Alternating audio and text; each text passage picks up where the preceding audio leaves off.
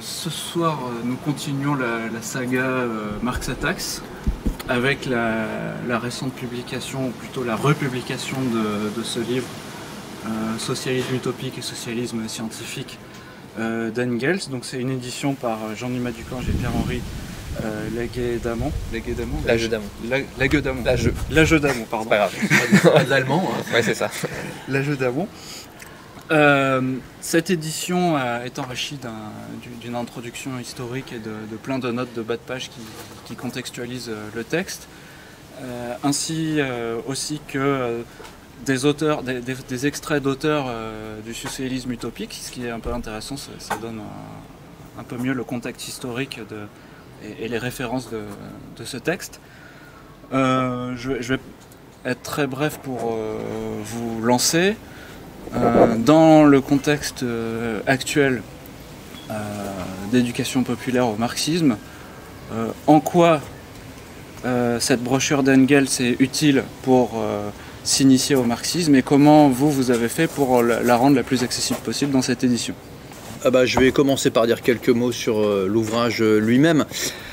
Alors effectivement, dans l'histoire du marxisme, socialisme utopique et socialisme scientifique a une place un petit peu particulière, puisque si vous prenez en gros tous les tirages des ouvrages des classiques de Marx et Engels, les textes les plus connus, le Manifeste du Parti communiste, le Capital, sous des versions plus ou moins abrégées, il faut savoir que Socialisme utopique et Socialisme scientifique fait partie des ouvrages qui ont été, parmi ceux qui ont été le plus lus dans le monde, dans différentes langues. C'est la première chose.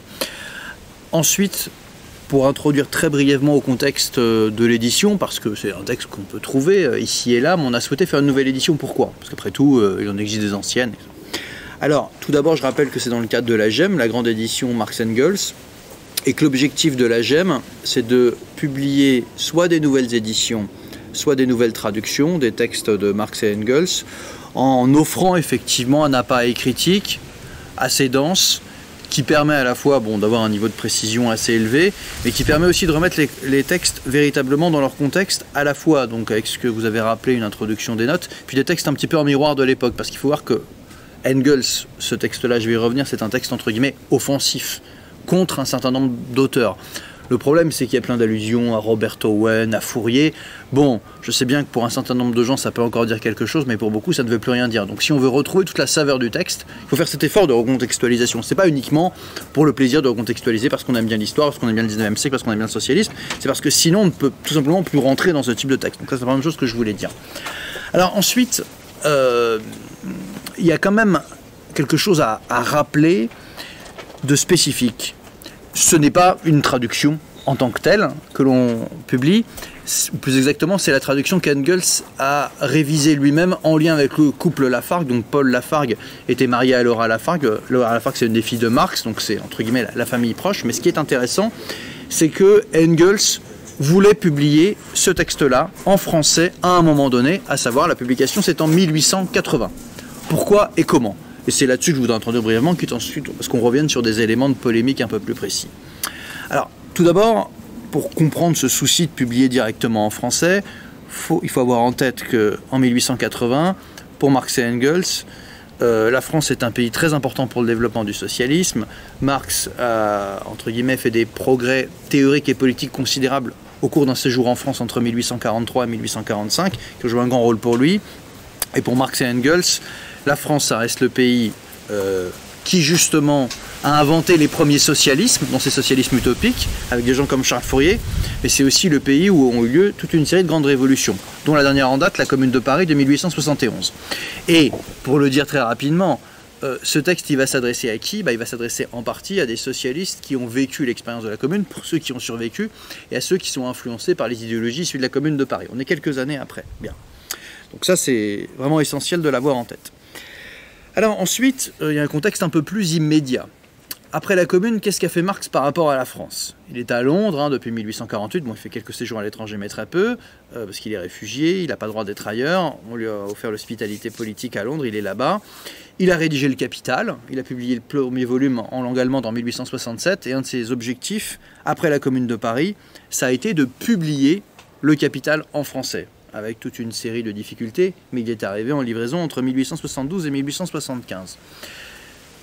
Pour schématiser, j'ai envie de dire, Marx a réussi à introduire quand même une partie non négligeable de son œuvre théorique, en publiant en français Le Capital.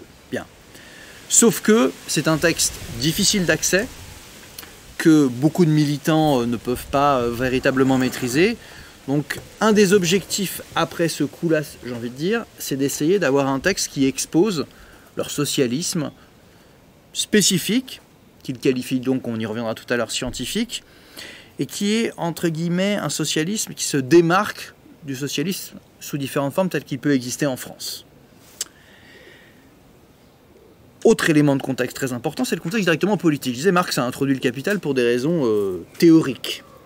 La grande lutte qu'il a menée notamment dans la Première Internationale, qui est donc en phase de décomposition au début des années 1870, c'était la lutte notamment contre Proudhon et le proudhonisme, sur un certain nombre de points. Il y a un enjeu autour d'une série de textes, mais ce que se disent Marx et Engels, c'est qu'il faut qu'il y ait un texte simple, assez bref, qui condense ce qu'ils pensent sur un certain nombre de points politiques, théoriques et économiques, qui puisse être, je ne vais pas dire maîtrisé par tous les militants, parce que c'est une abstraction de dire ça, ça ne veut rien dire. C'est maîtrisé par au moins quelques cadres socialistes en France qui puissent lire ça et introduire ça après auprès des militants.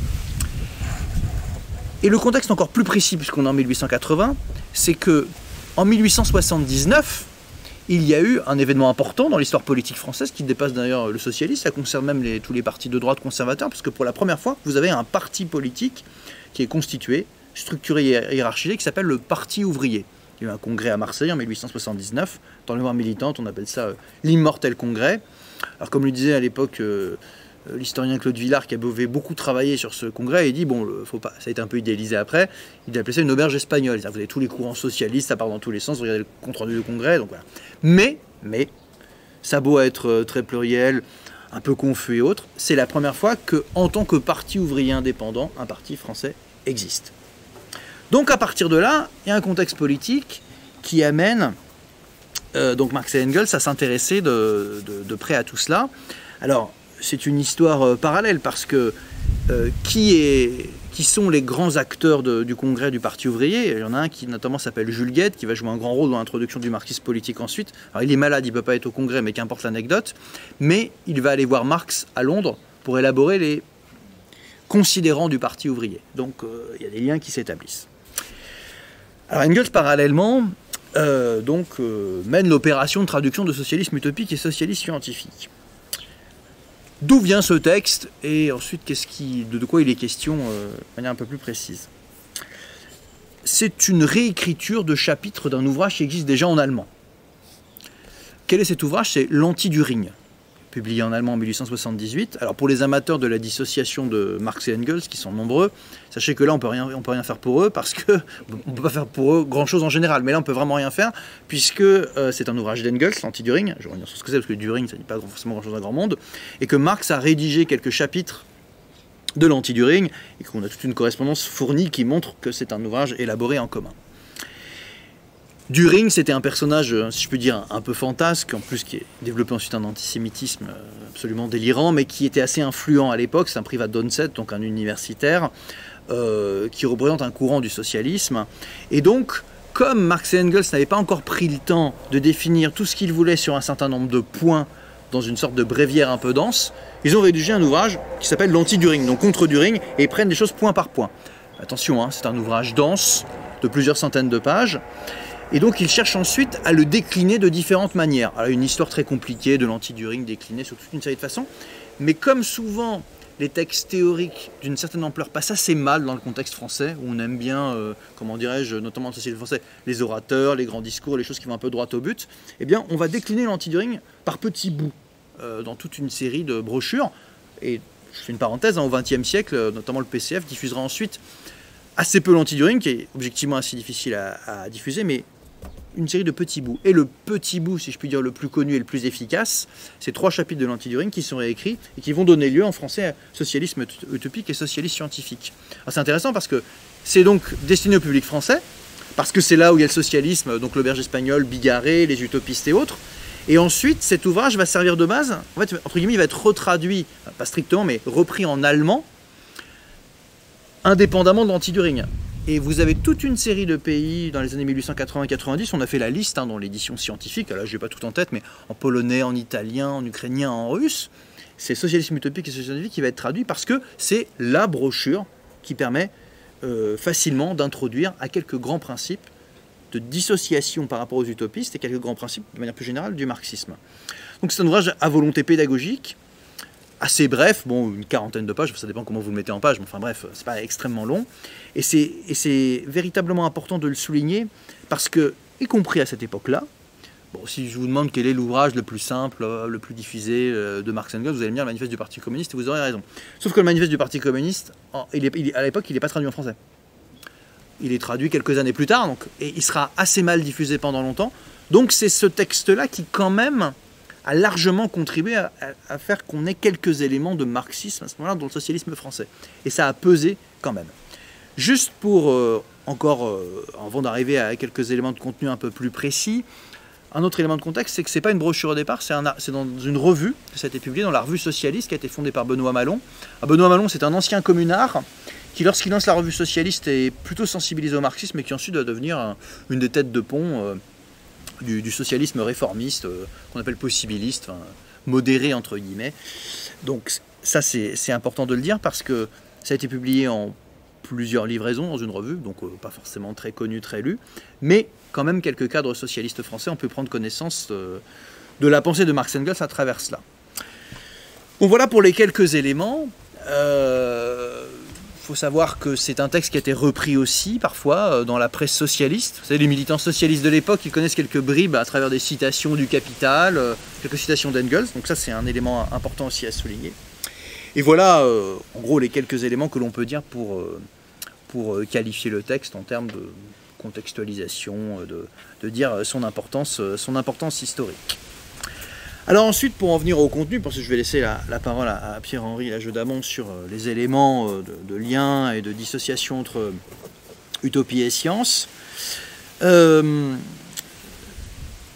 Si on prend la réputation de ce texte et la réputation d'Engels, les gens qui généralement n'ont pas lu le texte vont vous dire, c'est très cité comme texte, mais souvent les gens ne lisent pas, c'est aussi pour ça qu'on l'a réédité, c'est encore le meilleur moyen de le lire.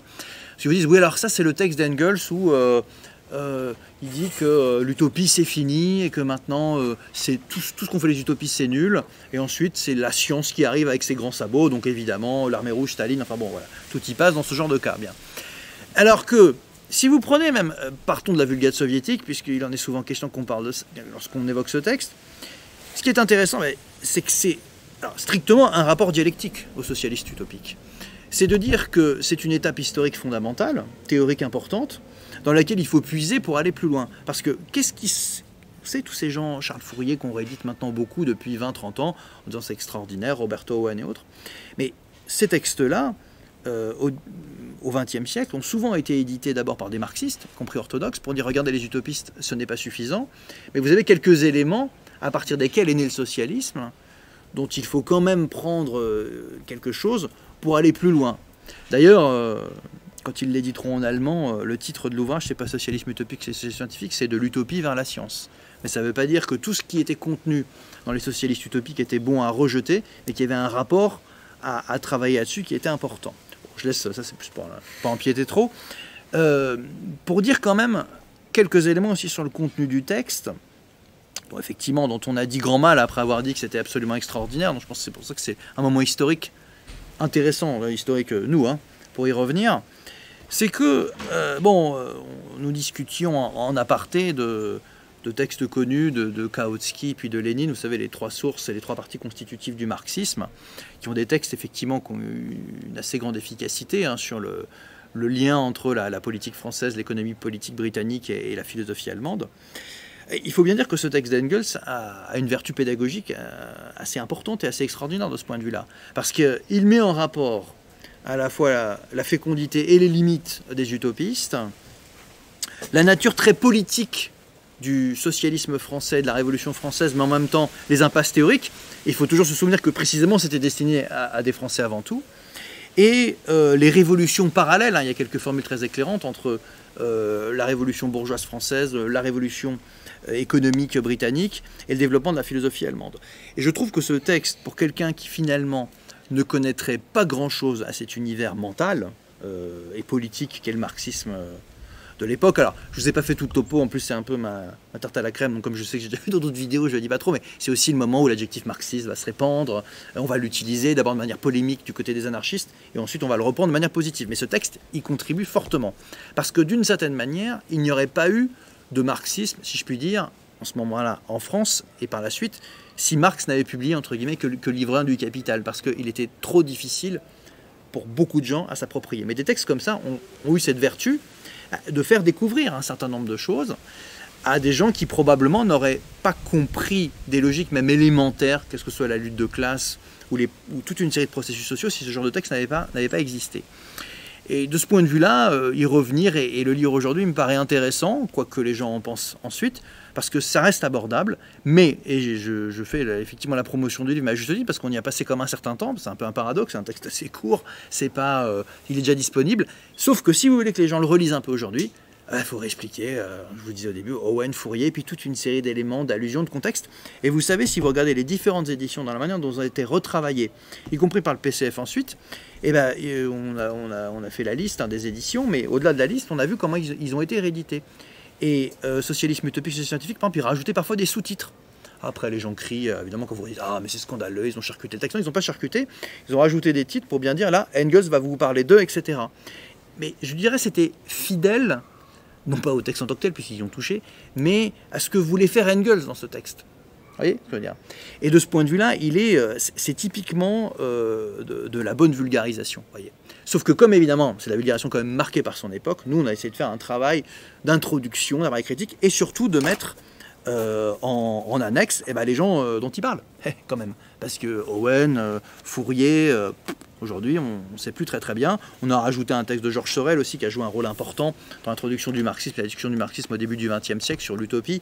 Donc voilà, je pense que c'est un texte dont on peut se saisir encore assez facilement aujourd'hui pour introduire au marxisme, à condition effectivement d'avoir, à mon avis, ce type d'édition. Et d'ailleurs, la GEM combine des éditions parfois très érudites sur des textes soit très philosophiques. Là, on va publier aussi, ce sera très utile, mais la totalité des textes de Marx dans le New York Daily Tribune, vous savez, où il a beaucoup écrit. Ça va paraître dans quelques mois, là c'est presque achevé, j'ai encore eu les collègues il n'y a pas longtemps. Donc ça évidemment, c'est très intéressant, mais bon, c'est des centaines de pages d'articles de journaux très contextualisés, donc là c'est pour un public précis. Mais on a aussi la volonté de tout simplement de faire des éditions assez simples, de textes entre guillemets assez simples, avec tout un appareil critique. C'est utile pour ceux qui s'intéressent au niveau scientifique. Ça évite, à mon avis, un certain nombre de, entre guillemets, scientifiques de dire des bêtises aussi, parce qu'on montre tout le contexte, on voit que c'est un peu plus compliqué ce que les gens en tirent. Et puis ça permet à des gens qui veulent rentrer dans le texte de Marx, en l'occurrence d'Engels, eh bien, d'y rentrer sans avoir trop peur de décrocher au bout de 3-4 paragraphes, parce que ça évoque toute une série de personnages que vous ne connaissez pas. Et c'est vrai que c'est difficile de comprendre où il veut en venir sur l'utopie et la science en nombre de points si vous ne savez pas tout ça. Alors du coup, pour continuer un peu sur l'intérêt que présente ce texte, donc effectivement qui permet d'aborder de façon assez aisée du coup le marxisme, vu que c'était l'esprit de ce texte donc, à l'origine. Donc juste pour peut-être repréciser effectivement donc, sur la construction du texte même, donc Jean-Louis Ducamp je l'ai précisé, par la suite on a rajouté effectivement un ensemble de titres et de sous-titres pour faciliter la lecture, mais donc à l'origine, lorsque le texte a été publié pour la première fois, que ce soit dans la revue socialiste ou ensuite très rapidement après en forme brochure, il n'y avait pas donc toute cette compartimentation donc, du texte, mais globalement il y a deux mouvements dans le texte. Un premier mouvement donc, qui est celle justement de la genèse du socialisme, en partant justement de ces socialistes utopiques pour arriver donc à la fin de cette première partie sur les deux découvertes scientifiques, donc c'est les termes utilisés par Engels donc, de Marx, donc à savoir le matérialisme historique d'une part et la découverte de la plus-value d'autre part. Et ensuite le deuxième partie du texte, il est un exposé plus liminaire des grands principes justement de la théorie du socialisme développée par Marx et Engels. Et donc le texte se découpe en deux grands mouvements. Donc pour ma part, donc, comme j'avais déjà travaillé sur le socialisme utopique, je me suis surtout focalisé sur la première partie en fait, pour justement permettre de recontextualiser justement ces premiers socialismes. Donc aujourd'hui, voilà, je vais certainement utiliser souvent le terme de premier socialisme, parce que c'est plutôt donc l'usage aujourd'hui de ne plus appeler ces socialistes les socialistes utopiques, on va plutôt appeler ces socialistes les premiers socialismes, justement parce que j'y reviendrai par la suite. voilà, le qualificatif utopique est souvent perçu comme péjoratif, et on considère que voilà, c'est quelque chose qui retire un peu voilà, de l'intérêt de ces socialistes, et justement parce qu'on va mettre en évidence l'aspect pratique, les expérimentations, etc., qui ont pu être mises en œuvre justement dans le sillage de ces premiers socialistes. Alors peut-être quelques justement, rappels justement, par rapport à ces premiers socialistes. Donc il y a les 3 grandes figures principales, donc ce qu'Engels appelle donc, les 3 grands utopistes, ou les fondateurs du socialisme même, donc c'est dire aussi l'intérêt qu'ils leur portent et la reconnaissance qu'ils peuvent avoir justement par rapport à leurs œuvres. Donc le premier, donc historiquement, c'est Saint-Simon, donc Claude-Henri de Saint-Simon, donc qui est un des descendants du célèbre mémorialiste, et qui va donc développer toute une réflexion sur l'industrie, donc dans un contexte où justement la révolution industrielle en France est encore balbutiante, c'est vraiment le tout début du XIXe siècle. Et donc il va quand même développer des premières analyses, et ce que reconnaît justement Engels dans le texte, et ce que reconnaît Marx aussi, qui va l'avoir lu particulièrement de près, c'est qu'il va aussi commencer à avoir une première lecture en classe en fait, de l'histoire, notamment de la Révolution française, en mettant bien en évidence voilà, que les oppositions qu'il pouvait y avoir entre d'une part donc, l'aristocratie, la bourgeoisie qui était ascendante, et la classe des non-possédants, donc en fait les classes qui étaient en voie de prolétarisation. Donc c'est un des aspects importants que vont retenir justement Marx et Engels. On peut aussi, donc Engels cite aussi un autre apport important de Saint-Simon, c'est aussi l'idée déjà un peu contenue en germe de dépérissement de l'État aussi, avec l'idée que l'économie en fait détermine en fait la structure politique d'un pays, et qu'en fait c'est surtout qu'on doit se diriger non plus vers un gouvernement des hommes, mais vers une administration des choses. Donc ça fait partie un peu des citations qui sont souvent reprises justement par Marx et Engels, et qui sont en fait puisées justement chez Saint-Simon. Donc après je développerai peut-être un peu plus des questions par rapport à Saint-Simon. Le deuxième grand socialiste utopique, donc c'est Charles Fourier, donc, qui effectivement a reconnu un regain d'intérêt ces dernières années, et notamment aussi juste avant mai 68, parce qu'il y a tout un ensemble de ces théories qui concernent notamment la libération des femmes, tout un pan aussi de son œuvre qui avait été longtemps mis un peu sous le boisseau sur la sexualité aussi, qui du coup ont pu prendre un nouvel essor à ce moment-là. Et donc Charles Fourier, c'est aussi donc, un socialiste utopique qui est particulièrement apprécié par Marx et Engels, donc, dont l'œuvre se situe également dans la première moitié du XIXe siècle, et qui ouais, dans une verve gauloise, pour reprendre cette fois-ci donc, toujours l'expression d'Engels, va critiquer de façon très acerbe justement le premier essor du capitalisme en France, et notamment donc, l'esprit un peu boutiquier des premiers capitalistes français. Donc Fourier était lui-même travaillé dans le commerce, donc il était très au fait justement de tous ces mécanismes, et il va démonter tous les mécanismes d'agiotage, de spéculation, etc. Donc, qui va commencer déjà donc, à avoir une première critique économique de ces mécanismes commerciaux que Engels et Marx vont justement intégrer d'abord à leurs premières élaborations théoriques, et bien sûr ils vont les poursuivre beaucoup plus loin. Et donc il a une critique vraiment importante de ce qu'il appelle la civilisation, donc ce qui est en fait la civilisation bourgeoise qui est naissante, avec la critique aussi de toutes les mœurs bourgeoises, des contradictions de cette société qui est en train d'éclore.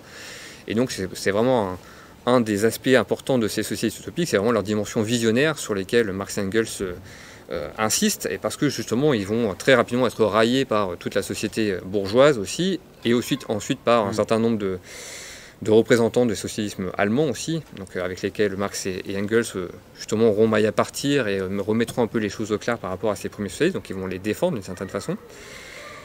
Et enfin donc le dernier, Robert Owen, donc, qui lui vraiment est un entrepreneur aussi, donc, qui lui vient donc de Grande-Bretagne, et qui donc a une œuvre théorique un peu moins importante, parce que c'est surtout un praticien, donc il va surtout être connu pour avoir mis en pratique donc cette première théorisation du socialisme, d'accord, qui a imprégné du matérialisme des Lumières, donc toute une théorie des circonstances sur comment est-ce qu'on peut façonner le caractère humain, notamment une place très importante accordée à l'éducation.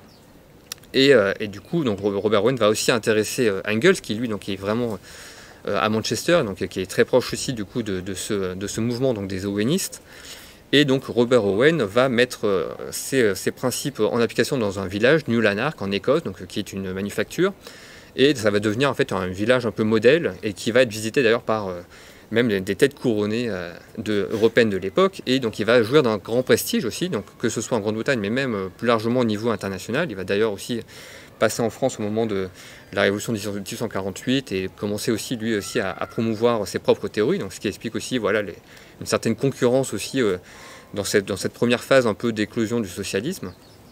Et donc c'est aussi sa conversion au communisme qui va provoquer sa chute en fait, parce que justement à partir du moment où il était dans une forme de paternalisme patronal, ça convenait aux élites voilà, dirigeantes de cette époque, mais à partir du moment où il est allé plus loin dans sa critique de l'ordre social et qu'il s'est converti au communisme, c'est ce qu'explique justement Engels, c'est à partir de ce moment-là où forcément les choses se sont complexifiées pour lui, et aussi à partir du moment où il a voulu expérimenter, notamment aux États-Unis, donc ses idées. Donc là, effectivement, ça a pris un tournant un peu plus difficile pour lui.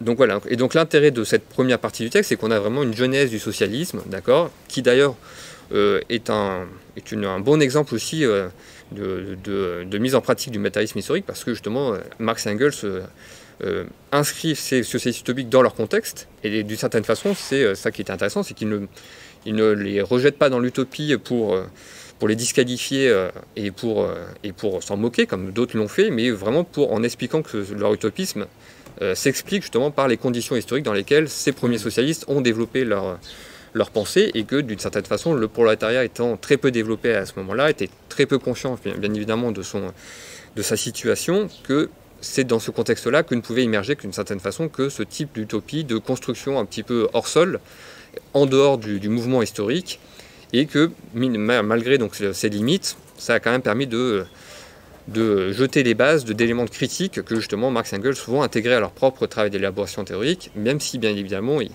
ils développeront aussi que la philosophie allemande, bien sûr Hegel en premier lieu, mais aussi Feuerbach par la suite, ont aussi permis justement de dépasser les apories de ces premiers socialistes pour justement arriver dans une nouvelle dimension du socialisme scientifique justement. Et donc je le rappelais tout à l'heure, donc selon Engels dans ce texte en tout cas, les deux grandes découvertes qui permettent justement ce passage de l'utopie à la science, c'est les deux découvertes qu'il attribue exclusivement à Marx d'ailleurs, donc le matérialisme historique et par la suite donc la plus-value. Donc c'est pour ça qu'on parlait tout à l'heure de l'introduction du Capital, c'est aussi une façon aussi d'amener le lectorat français à s'intéresser justement à ces lectures économiques des fois assez ardues justement, et qui n'est pas forcément toujours très facile d'accès pour les ouvriers français en particulier. Donc c'est dans cette mesure-là qu'il trace un peu le sillon de cette genèse du socialisme scientifique. Oui, alors autre chose aussi que j'avais lu j'ai une question à poser sur l'évolution des éditions de ce texte. Donc dans l'introduction historique, vous écrivez que même si c'est difficile à estimer tellement ça a été pléthorique, il y a eu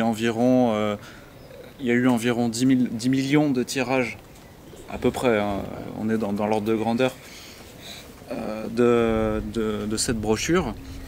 Donc ça c'était à l'époque où elle était publiée, si j'ai bien compris. Et donc après j'imagine qu'il y a eu des grosses périodes creuses, enfin, notamment dans les années 80-90 à l'ère de l'anticommunisme le plus violent, jusqu'aux années 2000. Mais après, bon, c'est un sentiment, moi, comme je ne suis pas historien et que je ne suis pas vraiment dans le milieu de l'édition, je ne peux pas savoir, mais j'ai l'impression que depuis une dizaine d'années, il y a quand même un regain d'intérêt pour le marxisme, que ce soit parmi des militants ou même parmi des étudiants et des universitaires. Et la question que je pose, ce serait plutôt du point de vue de l'œil de l'éditeur. Par exemple, ce livre-là, combien de tirages et combien d'achats on attend? Il y a aussi une édition concurrente, les éditions Sciences Marxistes, oui, qui publient le même texte. Alors, pas tout à fait. Oui.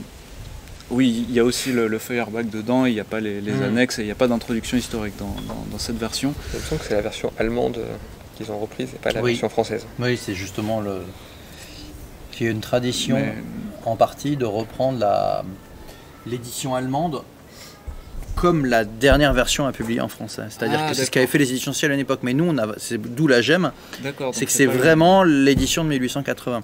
Je l'ai lu il y a plusieurs années. Et c'est vrai que dans certaines configurations, c'est la reprise de l'édition allemande, dans la configuration de l'édition française. Mais bon, au-delà de ces questions philologiques, c'est clair que dans le regain d'intérêt pour Marx, pour le marxisme, qui est réel, qui est un peu contradictoire, parce que d'une certaine manière, il y a eu un regain d'intérêt, c'est vrai, par rapport aux années 80-90, si on en reste à la France. En même temps, ça reste assez circonscrit à des milieux relativement restreints malgré tout. C'est-à-dire que la différence avec les années 1960-70, au-delà du contexte politique et social, c'est que globalement, même dans tout ce qui se désigne comme gauche radicale et autres, il y avait eu peut-être un certain regain d'intérêt il y a 10-15 ans. Moi, j'ai plutôt l'impression que la vague mouffe populiste de gauche et autres a vraiment relégué les références au marxisme. Par exemple, prenez un terme comme exploitation, par exemple, qui n'est pas non plus un très gros mot, enfin, c'est même moins fort que lutte de classe. Bon, mais ça se discute, hein, mais dans le vocabulaire politique, c'est un terme qui est quasiment absent, par exemple. Je veux dire, alors que même il y a des sociodémocrates, même pas très radicaux, à une époque, qui parlaient de mot d'exploitation comme un concept descriptif de l'exploitation du travailleur et qu'il fallait faire des réformes. Oui. Enfin, on parle plutôt de domination. Oui, j'ai bien remarqué, c'est pour ça que je sais bien. On en parle même beaucoup plus, mais c'est bien pour ça qu'il faut rééquilibrer. Mais bon, en tout cas, il y a quand même un certain regain d'intérêt éditorial. C'est plus facile à introduire et à lire qu'à d'autres époques. Mais ce texte-là, je crois, je ne sais pas ce que pense Pierre-Henri, mais jouit particulièrement d'une assez mauvaise réputation. Ce que je disais un peu tout à l'heure, c'est que c'est vraiment, on pense que c'est le texte du matérialisme grossier, dogmatique, qui renvoie les utopistes. Et comme les utopistes, par ailleurs, sont... Enfin, oui, un peu un côté zadiste, enfin, je caricature, mais... Non, mais c'est vrai. La dimension expérimentale, oui. Non, mais il y en a qui se revendiquent de Fourier, pour les plus cultivés et autres, ils vont aller piocher là-dedans. Et il y a une vraie filiation historique. On parlait des années 60, ceux qui étaient hostiles à la forme partie, aux organisations, parce que c'est un vieux débat, ont toujours un peu puisé dans ces références-là, ça a toujours existé, avec des hauts et des bas. Et là, il y a la dimension aussi écologique, hein, qu'on peut retrouver chez certains utopistes, donc du coup qui est mis en avant par certains courants. Donc de ce point de vue-là, ce texte-là, de manière significative, on l'a réédité. C'est pas du tout le texte qu'on a plus réédité. Alors, les éditions Aden, donc Bruxelles, mais qui se sont effondrées depuis... qui existent sans exister, tout en existant. Voilà, qui avait fait une réédition il y a une dizaine d'années. On a fait toute la liste des éditions, voilà. C'était plus disponible. Et effectivement, les éditions Sciences marxistes, qui parfois d'ailleurs font en plus un travail d'édition, je ne suis pas d'accord avec leurs introductions forcément, hein, mais par exemple, ils ont réédité là il y a un mois, ils m'ont envoyé tous leurs trucs, bref, le manifeste du Parti communiste avec des annexes sur l'histoire éditoriale pays par pays. C'est une mine d'or, hein, je ne devrais pas dire ça parce que je vais me faire engueuler par la GEM. Ils bossent. Mais voilà, exactement, je trouve que... Dans leur exactement, je ne vais pas faire de sectarisme. En plus, je suis un scientifique, donc quand le travail scientifique est bien fait, je ne vais pas leur dire, je ne suis pas d'accord avec... Non, franchement, c'est très bien fait. Et effectivement, ce sont les seuls avant nous à avoir réédité Socialisme utopique et Socialisme scientifique. Alors là, un peu brut de décoffrage, effectivement, pour le coup. Tout simplement parce que je pense que ce texte-là est très utile pour les raisons qu'on vient d'évoquer, mais que ça ne correspond pas trop à la période, ou en tout cas à ce que certains pensent pendant cette période, parce que justement, c'est un peu introduire aux concepts fondamentaux du marxisme et d'une démarcation par rapport au stade entre guillemets utopique, alors que, par exemple, l'idée d'utopie est extrêmement à la mode en sciences sociales, en sciences humaines, en sciences de choses, avec des choses plus ou moins intéressantes. Voilà, donc ce texte-là est considéré comme le texte qui ferme la discussion, d'une certaine manière. Donc il n'est pas arrêté. Alors, il s'est diffusé honorablement pour un texte de la GEM, mais qu'en plus c'est l'édition GEM, c'est pas une édition, c'est plutôt une édition en petit format, mais c'est pas non plus une édition populaire militante. Donc voilà. Donc c'était l'occasion de le remettre en circulation. Et je pense que c'était important de le faire effectivement par rapport à cela, parce que sinon on a une vision, y compris un peu tronquée de ce qu'a été le marxisme, parce que c'est comme effectivement le texte qui a été probablement un des plus lus, et pas complètement à tort, dans l'histoire mondiale. Donc, oui, donc peut-être juste pour rebondir dans ce que vient de dire Jean-Marie Ducamp, je vois effectivement, donc il y a en tout cas, moi, quand j'ai travaillé, j'étais en master donc, sur le socialisme utopique. C'est vrai que dans la littérature, on a souvent l'impression du coup d'avoir un peu une opposition assez nette entre ceux qui étudient le socialisme utopique et ceux qui vont plutôt être s'intéresser au marxisme. Et c'est vrai que ce texte-là, donc c'est vraiment le texte un peu qui met un peu une fin de discussion, voilà, entre le socialisme utopique et le socialisme scientifique, comme s'il n'y avait pas de passerelle entre les deux. D'ailleurs, c'est peut-être aussi la faute du titre qui est français, qui met peut-être vraiment un peu en balance les deux, et qu'en fait le titre allemand est peut-être plus conforme au propos d'Engels, qui permet vraiment de mettre en évidence une continuité quand même entre le socialisme utopique et donc finalement le travail d'élaboration du socialisme de Marx et Engels. Après, donc, sur cette question de l'utopie et de l'utopie rapport avec la science, on a créé cette opposition qui pour moi n'est pas tout à fait forcément aussi fondamentale que cela, et notamment si on reprend d'ailleurs les propos de Marx et d'Engels, donc que ce soit leurs propos de jeunesse, mais finalement ils ne vont pas tellement se démentir non plus dans leurs écrits plus tardifs, d'accord, parce qu'ils vont de toute façon reconnaître l'intérêt de ces socialistes utopiques qui d'ailleurs pour leur part ne se définissaient absolument pas comme utopistes, d'accord, ils ne considéraient pas que leur travail considérait à construire un petit peu des sociétés idéales. Ils avaient vraiment, comme je le disais tout à l'heure par rapport à Robert Owen, la volonté que leur théorie soit mise en application. Ils avaient vraiment une dimension expérimentale qui est très importante.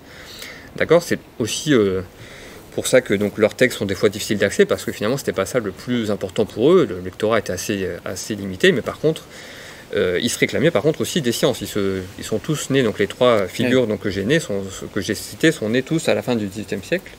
Ils sont tous imprégnés de l'esprit des Lumières. Ils sont tous aussi dans ce moment aussi historique où vont naître les sciences modernes, sciences justement plutôt fondamentales aussi. Ils vont s'y intéresser de près.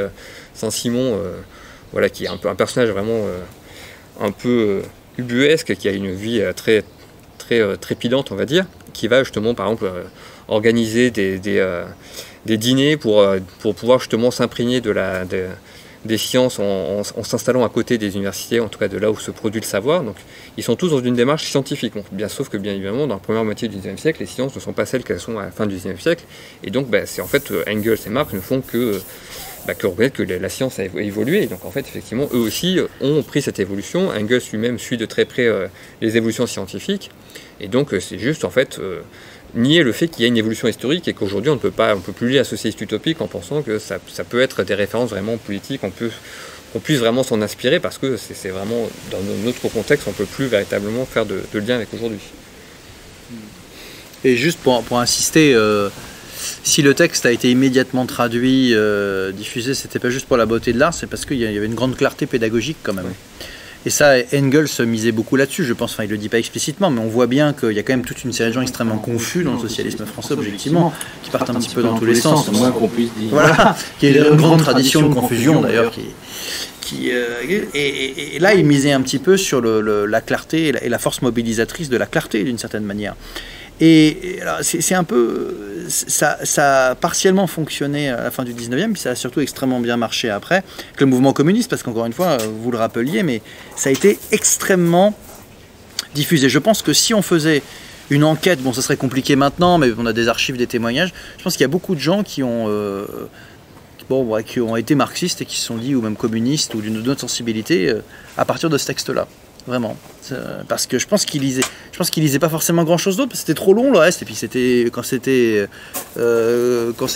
des organisations qui avaient des gens qui étaient très peu diplômés, qui n'avaient pas beaucoup de temps, qui travaillaient dur et autres, quand il y avait quelques ouvrages à s'approprier, vraisemblablement ce type de livre avait sa fonction, hein. D'une certaine manière, c'est plus riche que le manifeste du Parti communiste en termes théoriques, c'est pas tellement plus long, donc le manifeste a tout un côté entraînant, avec une ligne, mais je sais pas, après c'est subjectif, ce serait du vécu. Mais bon. Je voulais juste glisser une petite question en rapport avec à la fois l'actualité de cette réédition et tout ce que tu venais d'expliquer tous les deux, y compris dans le rapport, enfin la perception qu'on pourrait avoir aujourd'hui de la critique, on va dire, de l'anarchisme, hein, et des anarcho-marxistes à ce moment-là. Donc ma question est la suivante. Comment tu raccordes ça avec les commentaires qui ont été très peu évoqués au moment de la commémoration de la Commune, oui. Les commentaires très nombreux et parfois assez cruels que font aussi bien Marx que Engels sur certains justement de ces anards, utopistes, etc., y compris ceux pour lesquels ils étaient très bienveillants à beaucoup d'égards, et qui sont du genre des blanquistes, les blanquistes de Londres, enfin bref. Question, le rapport de la critique qui peut être faite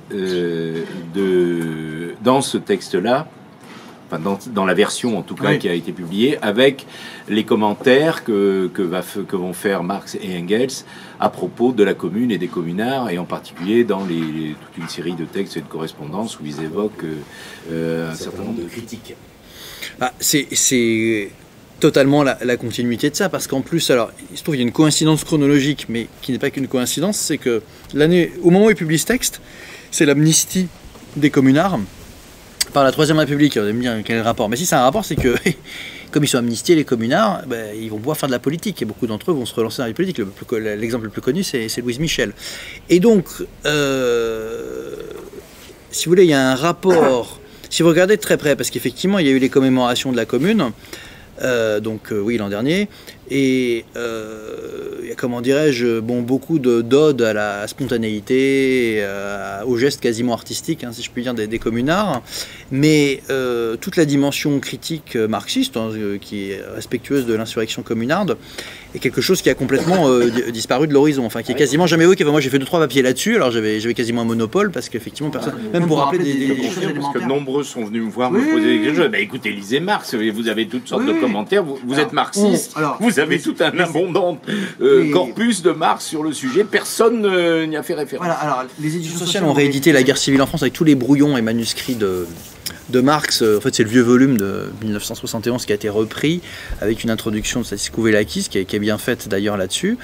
Et pour revenir au contexte, pour répondre à ta question, c'est un... Enfin, ils ont beaucoup de problèmes matériels à l'époque, et puis il y a des organisations balbutiantes, donc il ne faut pas s'imaginer un plan stratégique préconçu en permanence, mais globalement quand même, ils sont complètement obsédés par la France, parce que à la fois c'est là où il y a la dynamique insurrectionnelle malgré tout, et en même temps sur le fond ils trouvent ça un peu ridicule ce qui s'est passé. Ils trouvent qu'ils n'ont vraiment pas agi comme il fallait, et que le développement du socialisme français lui-même après la Commune est très en deçà de ses responsabilités historiques.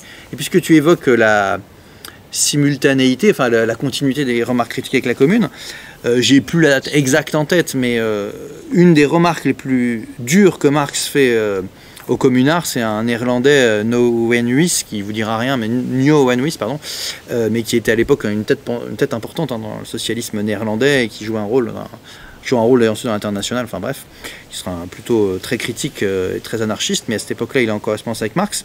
Et une des correspondances où Marx est le plus critique à l'égard de la Commune, où il dit vraiment que quand même les communards, c'était bien gentil, mais ils étaient à l'échelle d'une ville, c'est pas du tout ça qu'on veut faire, il faut construire des organisations et autres. C'est en 1881, donc c'est vraiment juste après. Donc ils sont dans une démarche, entre guillemets, d'interpellation et de structuration du socialisme français. C'est pour ça que quand je dis que c'est en même temps qu'ils voient Gued, etc., c'est pas un hasard. C'est qu'ils se disent qu'il y a une sorte de potentiel révolutionnaire, insurrectionnel, critique, subversif, mais qui est complètement dénué suffisamment de cadre théorique qui ne leur permet pas de franchir un cap. Parce que, alors, j'ai pas refait tout le topo historique, mais il faut voir que la social-démocratie allemande existe déjà à ce moment-là. Elle a été unifiée en 1875, c'est le programme de Gotha, donc il y a la fameuse critique du programme de Gotha, mais enfin, c'est quand même un parti unifié. Et que par ailleurs... D'ailleurs, il fait des commentaires sur les socialistes français. Oui, bien sûr, au passage, parce que même si c'est pas le sujet, du coup, les Français y passent quand même, parce que on est juste après la Commune, et il vient de finir l'édition du Capital en français, donc c'est vraiment en même temps. Et voilà, donc c'est ça, c'est vraiment essayer de donner une charpente théorique à ce qui lui apparaît quand même politiquement comme finalement assez faible sur pas mal d'aspects. Peut-être justement pour ajouter aussi justement sur cet aspect un peu polémique que Marx et Engels ont pu avoir avec les socialistes français justement de cette époque-là, je pense que c'est peut-être parce que le texte Socialisme utopique et Socialisme scientifique n'est pas si polémique que ça, en tout cas à l'adresse des premiers socialistes. Et je pense que c'est une brochure de formation. Et je pense que ce soit d'ailleurs, ça fait écho justement au manifeste aussi, ils sont plutôt laudatifs envers ces premiers socialistes, et peut-être que justement ils le sont d'autant plus que les socialistes qui leur succèdent sont peut-être justement en deçà des premiers apports qui avaient été donc de ces premiers socialistes. Et c'est d'ailleurs ce qu'il dit dans le manifeste du Parti communiste, c'est qu'en fait il explique que les premiers socialistes, ce qu'ils ont pu apporter comme élément de critique était vraiment important, il a fallu les intégrer, mais que par contre ce n'est plus adapté au contexte de l'époque, et que justement tous les les écoles, etc., les héritiers de ces premiers socialistes, essaient de perpétuer en fait ces utopies, sauf qu'en fait elles ne sont plus de saison. Et c'est ça justement que critique aussi Marx et Engels dès le manifeste du Parti communiste, ou dans la petite partie sur les socialistes critico-utopiques. Et en fait, je pense qu'on retrouve un peu le même contexte finalement dans ces années-là, où en fait le socialisme français est toujours en train de se diviser, et d'un point de vue théorique, il est toujours encore en cours d'élaboration, et c'est assez fragile. D'où l'actualité du livre, quand on considère, à propos des critico-utopiques, la situation actuelle de ceux qui se prétendent encore de ce courant philosophique et politique. Oui, bah c'est vrai que ça fait partie de la maladie française, typiquement française, qu'avaient bien identifié Marx et Engels, c'est ce déficit de pertinence théorique en quelque sorte, qui à mon avis continue largement de sévir aujourd'hui. Peut-être même... qui s'est approfondi gravement. Et, mais finalement, ce qui est un peu étonnant, et voire même, voire même déplorable, même si le mot est fort, c'est que en 150 ans d'histoire, la situation ne s'est guère améliorée. Depuis, on pourrait même dire qu'à l'époque où cette brochure a été publiée, le socialisme français avait moins pâle figure qu'aujourd'hui. J'ai même l'impression que la situation s'est peut-être même aggravée en France. Comme on disait tout à l'heure, plus personne ne parle d'exploitation, on parle que de domination. Enfin, toutes les références au concept élémentaire du rationalisme ont été évacuées de manière systématique. Et toute référence au matérialisme historique, au moins autant. Voire même au matérialisme. Et au matérialisme tout court, bien sûr. Donc, comment dire, c'est pas vraiment une question, mais c'est vrai que dans ce contexte où, enfin, il y a 50 ans, Lukács écrivait La destruction de la raison. Maintenant, on pourrait dire, bah ça y est, la raison, elle est bien détruite, quoi. et je trouve ça très bien que ce livre arrive pour tenter de reconstruire un peu la raison militante. Surtout que, ce qui me semble remarquable dans ce livre, c'est que c'est un petit peu comme la fameuse préface de Marx. On a vraiment un condensé de la méthode de réflexion marxiste. C'est-à-dire comprendre comment fonctionnent les choses pour pouvoir agir dessus plutôt que les phénomènes agissent sur nous de manière immanente. Enfin, pour moi, c'est le cœur de l'apport du livre, c'est vraiment d'apprendre le fonctionnement du phénomène de manière scientifique pour pouvoir le contrôler. Et l'exemple qu'il donne, que j'ai adoré d'un point de vue pédagogique, surtout que je suis physicien de formation, c'est quand il compare la foudre ou quand on subit un éclair. Et maintenant, quand on a la théorie de l'électricité et de l'électromagnétisme, on peut construire des choses et finalement ça nous permet d'agir dessus de manière active et pas de subir le phénomène. Donc, super livre, lisez-le. Voilà. Je crois qu'on a une question là. Je vais prendre le micro. Moi, ce qui m'a intéressé sur la présentation que tu as fait par rapport aux idées justement qu'on a pu... Enfin, en fait, qu'il n'y a pas une opposition entre socialiste utopique et socialiste scientifique, et que du coup il y a des choses qu'on a pu reprendre. Tu as fait une liste en parlant des différents points qui ont été repris chez chaque auteur, enfin chez chaque personnage. Et c'est vrai que moi qui étudie beaucoup plutôt l'Union soviétique et ce qui s'est passé dans les premiers temps, et puis aussi de la littérature qui en est sortie, c'est qu'il y a plein de trucs qu'on retrouve en fait directement dans le socialisme réel, quoi. Et du coup, par exemple, sur le truc de façonner le caractère humain que tu dis qui est mis en avant par Owen, c'est ce qu'on retrouve sur l'idée de l'homme nouveau, et du coup qui est notamment mis en place. Moi je trouve qu'il y a un truc qui est vachement intéressant, c'est les expériences qui ont été faites par Makarenko de formation de jeunes délinquants dans des colonies, où du coup l'idée de façonner ce caractère d'homme nouveau, de faire de ces jeunes délinquants en fait la pointe de la société nouvelle. Et aussi après du coup tu as tout le truc, moi ce que j'ai relu récemment, L'acier fut trempé, du coup, qui est le roman d'Ostrovsky, qui parle de l'immédiate révolution et après, où du coup on voit aussi ce truc des critiques des mœurs bourgeoises que tu dis qui est avancé par Fourier, qui est un truc qui est omniprésent en fait dans le bouquin, où du coup constamment, t'as des personnages qui s'envoient des pics là-dessus, et c'est des personnages qui du coup se forment en même temps qu'ils font la révolution au socialisme, et du coup on a l'impression que tous ces trucs-là ils apparaissent en filigrane sur cette période-là, quoi. Commentaire. Oui, de toute façon, voilà, je pense que c'est d'ailleurs le propos de Nagel, c'est de dire qu'il y a une continuité entre ces premiers socialistes et ensuite leur propre travail d'évaluation. Après, on ne peut pas mettre en un signe équivalent non plus entre les deux, il y a quand même juste une évolution. Marx a quand même, comme Engels, ont contribué quand même à développer assez largement la théorie du socialisme. Après, oui, sur toute la question de l'éducation, par exemple, Marx et Engels ont beaucoup commenté les textes pédagogiques, que ce soit de Fourier, de Owen, un peu moins de Saint-Simon qui est un peu moins penché là-dessus, mais c'est sûr que ça fait partie, à partir du moment où ces différents penseurs étaient quand même dans une certaine mesure dans une perspective matérialiste, et donc d'essayer de comprendre justement comment fonctionnait la société pour ensuite en déduire justement comment changer les choses. Je parlais tout à l'heure d'agir du coup concrètement aussi, donc effectivement il y a une continuité à ce niveau-là. Après il y a quand même un écart historique. Après juste peut-être pour une petite précision sur tu parlais donc de l'URSS, il y a aussi une diffusion très très large aussi de ces idées socialistes qui ont pas seulement qui ont traversé les frontières, et donc justement c'est comme ça que d'ailleurs que Marx et Engels, avant même d'arriver en France, avaient déjà été entrés en contact avec les pensées de ces premiers socialistes, et donc c'est arrivé même jusqu'en Russie, et donc c'est pour ça qu'il y a déjà il y avait déjà comment dire, cet héritage qui était déjà là même présent, en tout cas chez ceux qui s'étaient intéressés, pas forcément dans toutes les, en tout cas dans les élites, il y avait déjà une connaissance de ces premiers socialistes. Oui, on peut dire les choses presque un peu plus brutalement, c'est-à-dire que je pense que toute une partie des gens auxquels toute une série de courants se réfèrent aujourd'hui comme Fourier et autres, je pense que tous ces gens-là auraient peut-être disparu complètement de l'histoire si les marxistes ne les avaient pas édités systématiquement. Y compris, tu parlais des premières années de l'URSS notamment, ils éditaient systématiquement tous les utopistes avec des introductions critiques et autres. Il faut dire que c'est un réservoir d'expérience, et probablement des gens ont pioché là-dedans à l'époque, notamment au début des années 20, pour en faire quelque chose. Mais c'est un phénomène connu. Je me souviens d'un colloque en 2011, c'était sur la Commune. Il y avait à côté de moi un vieil historien communiste.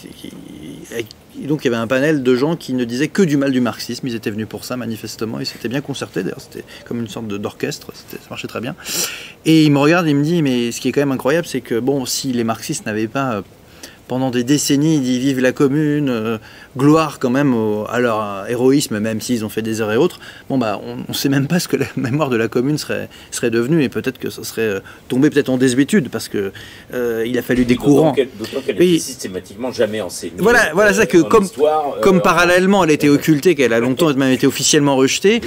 On ne sait pas qui d'autre l'aurait porté d'une certaine manière aussi efficacement. Donc, et avec les utopistes, c'est exactement pareil. Je ne suis pas du tout convaincu que Owen aurait aussi bien traversé le XXe siècle si justement tous les communistes britanniques, bon, qui n'étaient pas très forts politiquement, mais qui étaient assez forts intellectuellement, avaient justement été un peu repartis de tout ça et autres. Donc, en plus, c'est un mauvais procès, parce que c'est faire abstraction de toutes les contradictions et de comment la façon dont tout ça s'est joué pendant des décennies, quoi.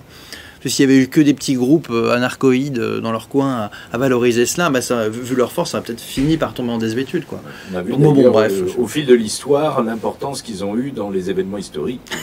Après, nul. Ça dépend des pays, mais bon. Oui, à part l'Espagne. Au passage, une question, l'envers dialectique, qui est dans le titre lui-même. Oui, tout à fait. C'est le socialisme scientifique, dont vous en avez parlé, mais j'aimerais que je sollicite de votre part à tous les deux une remarque sur une période où vous étiez un peu jeune, mais qui explique pourquoi aussi tout ça a été pris en mauvaise part, y compris par la génération de ceux que j'appelle les maîtres ignorants. Bien qu'à l'origine de ça, il y ait tout un courant qui était supposément le courant du renouveau du marxisme à l'époque, c'était les althusériens, puisque Althusser, sa thèse principale, à lui qui n'était pas du tout scientifique, c'était de dire que voilà, le marxisme, c'est de la science, et pas autre chose. Alors, qu'est-ce que ça t'inspire pour resituer à la fois la désaffection dont a fait, pour cette raison, dont a souffert ce texte, à mon avis, pendant longtemps, pour cette raison-là, c'est parce que Althusser a fait, à mon avis, beaucoup plus de mal que de bien, y compris dans dans la diffusion du marxisme à partir de ce moment-là, en le calcifiant dans cette espèce de version néo-positiviste du marxisme. Alors que c'est quand on lit ça, on voit très bien que c'est pas du tout ça qui est en jeu dans le travail de Engels et de Marx. Non, puis ça n'a rien à voir, parce que là, comme je disais, c'est une brochure d'intervention politique pour aider à la construction d'un courant politique. Ça n'a rien à voir avec la démarche althusserrienne. Mais après, il y a un autre... le marxisme comme science s'opposant, justement. Oui, mais alors... Même si ça ne s'oppose pas. Non, mais bien sûr. C'est là-dessus que je voudrais que tu développes un petit peu. Non, mais... sur le... à propos du texte, de la manière dont le socialisme scientifique est présenté dans cette brochure. Alors, donc l'enjeu là, c'est ce qu'on disait un peu tout à l'heure aussi, c'est Pierre-Henri, c'est que, y compris les utopistes dont il parle, ils sont convaincus de l'avancée de la science. C'est des enfants des Lumières, du progrès technique même, etc. Parce qu'il y a une forme de fascination pour l'industrie aussi, qui est des machines, qui est réelle, c'est le progrès marché. Qui est associé à l'idée de progrès. Qui est associé à l'idée de progrès. Et là, vraiment, c'est complètement inversé, comme on sait. Voilà, donc le socialisme. Et donc, une des raisons, effectivement, il n'y a pas que l'enjeu avec les utopistes, néo-zadistes et autres, c'est qu'il y a l'enjeu, c'est le texte qui défend, qui apparaît comme le texte de défense d'un socialisme ancré dans la science, ou très lié à la science, ou au moins lié dialectiquement à la science, etc. Et donc ça, comme il y a toute une partie de la gauche qui est effectivement devenue très anti-scientifique, où la science, c'est le progrès en un sens négatif, etc., il est clair que c'est pas le texte qu'on a envie de rééditer, etc. Parce que vous avez des textes, même, vous pouvez publier davantage le jeune Marx, vous pouvez publier même des textes qui sont très critiques du positivisme, du marxisme de la Deuxième Internationale, de type Karl Korsch et autres, ce genre de choses, est très facile à rééditer dans le contexte d'une certaine manière. Mais je dis Karl Korsch parce que pour un ouvrage que je suis en train de faire qui n'a rien à voir, mais où il y a toute une partie sur les conseils ouvriers, j'ai beaucoup lu Korsch, où il y a des choses d'ailleurs intéressantes, mais c'est pas ma tasse de thé. Et c'est marrant parce que je me rendais compte que par rapport à des textes comme ça qui quand même étaient un peu plus diffusés, un peu plus connus et un peu plus pédagogiques, Korsch a eu toute une veine éditoriale, même alors dans les années 70 bien sûr, mais récemment c'est Alia, c'est ça s'appelle je crois, petit qui a réédité, enfin bon bref. Et on se dit ah oui alors c'est marrant parce que toute une série de choses comme ça, en plus très datées paradoxalement, sont rééditées et les gens aiment bien ça parce que c'est justement la critique du marxisme trop scientiste, trop ceci, cela, alors que finalement des exposés un peu pédagogiques. Les adeptes de la réification. Oui, voilà. Non mais tu vois, voilà, et donc c'est ce contexte-là qui explique parce qu'Althusser, non, je citais Althusser qui est un peu oublié, mais parce qu'à l'époque, il était très très marqué dans cette espèce d'image de scientisme positiviste qu'on va finir par coller, dont on va taxer les staliniens, enfin tout ce qui de près ou de loin évoque le PCF et le marxisme de l'époque qu'on rendait coupable de tous les maux après 1968. Oui, mais ça va même au-delà, parce qu'il y avait un enjeu de déconstruction de l'idée même de science comme quelque chose de progressiste, qui va même au-delà du PCF, parce que c'était même à la limite, même les courants d'extrême gauche étaient plutôt pro-scientifiques pendant longtemps, etc. Sur cette problématique de la science qui va être progressivement disqualifiée et le progrès associé à la science de manière absolument négative pour l'un comme pour l'autre. Bon, voilà, exactement. Il y a toute une démarche dans une partie de la gauche qui consiste à critiquer de manière systématique l'idée de science. Alors après, ça demanderait d'ample développement parce que c'est lié à la Seconde Guerre mondiale, à l'extermination des Juifs et on associe. Mais par rapport à la manière dont c'est présenté dans ce texte-là, c'est ça que je voulais que tu rappelles. Oui, bien sûr. Oui, mais comment dirais-je, quand ce texte-là est critiqué ou pris comme référence négative, c'est une référence négative quasiment, quasiment tout le temps. Enfin, c'est là que je voulais en venir. Voilà. Il y a un arrière-plan qui mêle différents contextes selon les acteurs, selon ce qu'ils énoncent. Parce qu'il y en a certains, ça va être il faut renouer avec le socialisme qui fait rêver, mort au parti, au syndicat, parti syndicat égale science, qui réenchante, voilà, parti syndicat science. D'autres, ça va être l'idée de science a été condamnée par l'extermination des Juifs, donc on ne peut plus considérer que. Voilà, plus dans une veine, post-seconde guerre mondiale et autres. Et puis après, vous avez toute une série de, enfin, comment dirais-je, les multiples. Il y a de multiples entrées. D'ailleurs, ce serait intéressant de faire un ouvrage là-dessus, sur la critique de la science dans toutes ces déclinaisons diverses et variées, avec certaines qui sont plus. Rapport Oui, voilà. C'est les hegeliano-marxistes et, Voilà, et notamment. leurs prétendus adversaires. Oui, oui, mais bien sûr, il y a tout cet environnement-là.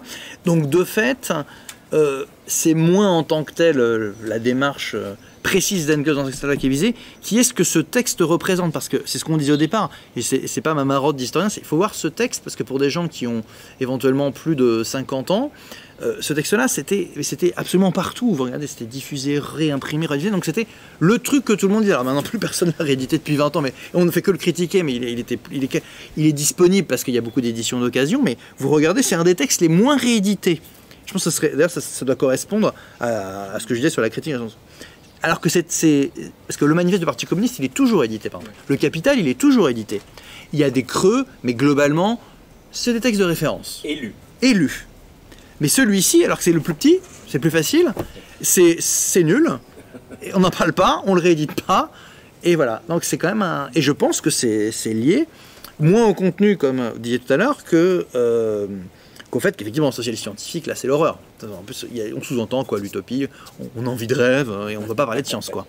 Et donc, c'est quand même un symptôme très, très caractéristique. Parce qu'effectivement, on ne peut pas dire ça on ne peut pas dire que le manifeste du Parti communiste, c'est pareil, c'est pas, il a toujours, vous regardez, ça a toujours été, évidemment, une vague, dans les années 70, c'était aussi lu que le Coran et la Bible, hein, donc c'était les seuls textes qui ont pu égaler les textes des grands monothéismes. Celui-ci était juste derrière, mais sauf que maintenant, c'est pas du tout considéré comme un texte. Je dis, j'entends toujours quelqu'un, mais il y a toujours quelqu'un qui, au moment donné, va dire oui, et cette division terrible, etc. Et je suis convaincu que la plupart des gens qui disent ça maintenant, dans cette génération, n'ont pas lu le texte. Enfin, alors que ceux d'avant, ils sont marqués par ça, ils l'ont probablement lu, et puis il y a toute la... Il y aurait une espèce d'histoire parallèle à tout ça qui dit beaucoup de choses, encore plus que le fait de contredire Engels lui-même. Bon, bref. J'ai une question. Oui, qu'est-ce que c'est quel est le rapport quel est le rapport chez Marx et Engels entre la critique des socialismes utopiques et la critique de l'anarchisme? Est-ce que ça rentre, ou que ce soit l'anarchisme de Proudhon ou celui de Bakounine? Question précise. Quelques éléments, mais... Alors je pense qu'ils ne les mettent pas tout à fait sur le même plan, même si en Proudhon c'est inspiré par exemple de Fourier, voilà. Mais si on prend rien que par exemple le manifeste du Parti communiste, déjà ils ne les mettent pas tout à fait dans la même catégorie. Donc déjà c'est un élément, et je pense que pour moi c'est pas, en tout cas c'est pas la même. Ils font quand même une distinction entre ces premiers socialistes qui en plus appartiennent à une génération qui est déjà bien antérieure par rapport aux anarchistes, et en plus de ça ils n'ont pas du coup les mêmes les mêmes oppositions d'un point de vue politique avec les anarchistes qu'avec les derniers représentants qui, en fait, lorsque Marx et Engels commencent à avoir une stature internationale, les socialistes utopiques sont déjà un petit peu en désuétude, c'est déjà un peu en cours de dissolution, ça va perdurer de façon un petit peu fragmentaire, mais c'est pas la même position par rapport aux anarchistes. Donc pour moi, on ne peut pas les mettre tout à fait sur le même plan, les deux. La différence, c'est qu'effectivement, l'anarchisme est un courant à l'époque... si vous voulez, quand même, voilà. Comment dire, il y a eu des batailles. Voilà, on est juste après la fin de la Première Internationale, donc les batailles contre les proudhoniens et encore plus les Bakounine et les bakouninistes sont des batailles politiques extrêmement fermes, y compris en termes de manœuvres et autres. Il y a un plan, il y a un enjeu théorique, bien sûr, mais il y a beaucoup plus de respect, me semble-t-il, dans ce qu'ont été les premiers socialistes utopiques et ce qu'on peut en puiser. Que chez les anarchistes, c'est effectivement pas le même. Et les anarchistes, c'est vraiment une confrontation extrêmement brutale à ce moment-là. Donc c'est pas le même. Même si dans les filiations ultérieures, ça va se recroiser un peu. Oui, puis Marx, les anarchistes comme Proudhon, Marx les a vraiment fréquentés, connus, voilà. Croisés. Voilà, il les connaissait très bien. Voilà, à Paris notamment, etc. Donc il connaissait ça de très près. Oui, c'est pas tout à fait sur le même plan. Et en même temps, c'est vrai que dans les héritages, bon après, parce que vous allez avoir des anarchistes ou des libertaires très structurés par le syndicalisme, par exemple. Vous en avez certains qui, on parlait de l'URSS tout à l'heure, au moment de l'internationale communiste au début, il y avait même des groupes qui ont été associés à l'internationale communiste au départ, pas longtemps, mais ça a existé. Donc il y a une histoire un petit peu compliquée avec ces courants-là. Globalement, c'est plutôt un truc de confrontation politique quand même structurelle. Les utopistes, il y a plus puisé, là, entre guillemets, l'esprit, quoi, ouais, dans de choses pour le mêler à d'autres choses. Donc c'est pas tout à fait la même chose. Même si après, bon, les courants anarchistes vont bien aimer puiser dans les utopistes aussi, quand c'est des courants anarchistes qui ne sont pas tournés vers le syndicalisme ou la politique directement, ou vers les expériences concrètes d'utopie. Juste une petite précision, Proudhon par exemple lui-même est très critique aussi envers les premiers socialistes utopiques tout à aussi, fait, donc c'est pour ça qu'en fait il y a déjà une distinction même. Est-ce qu'on peut dire que l'opposition entre Marx et Proudhon est in fine surtout une opposition politique, plus que théorique à la limite? Ce qui concerne Proudhon, je pense que c'est... Alors qu'il n'y a pas du tout cette problématique avec les pères fondateurs de la génération précédente, parce qu'il n'y a pas de confrontation, y compris sur des situations politiques concrètes auxquelles sont confrontés en même temps. D'ailleurs, on parlait de la Commune, par exemple Marx et Proudhon, ou Blanqui, ou tant d'autres. Moi, je pense que les deux dimensions théoriques et politiques se croisent. Oui, enfin, je veux dire, excuse-moi, au sens où Marx... y compris dans ce texte-là, Marx et Engels revendiquent comme des inspirateurs théoriques les socialistes utopiques. Il ne fera jamais ça avec Proudhon. Alors il a fait un moment. S'il a fait un moment. Il a fait au début. D'un point de vue théorique, c'est oui. 0. Oui, Voilà. Après, il y a une concurrence qui est plus importante. Oui. Ils se croisent plus directement, c'est ça aussi. Puis après, il considère au début Proudhon que la propriété c'est le vol, etc. Que c'est un grand texte. Au début, il le considère en haute estime. Et puis après, et puis bon, Marx, objectivement, ne supporte pas l'idée, et on peut le comprendre, que quelqu'un d'aussi confus et approximatif que Proudhon puisse connaître un tel succès. Non mais c'est vrai, il y a un côté. Il faut reconnaître que. Il est un peu consterné, comme il est on connaît consterné d'ailleurs aujourd'hui, quand on voit l'état des ventes de ceux qui vendent. Non mais parce qu'il faut voir, Proudhon, c'est la star du socialisme français. On le voit bien dans le film Jeune Proudhon de Raoul Peck, là, comment il s'appelle l'acteur qui fait Proudhon. Jeune Marx, j'ai dit quoi, le vieux Marx. Jeune Proudhon.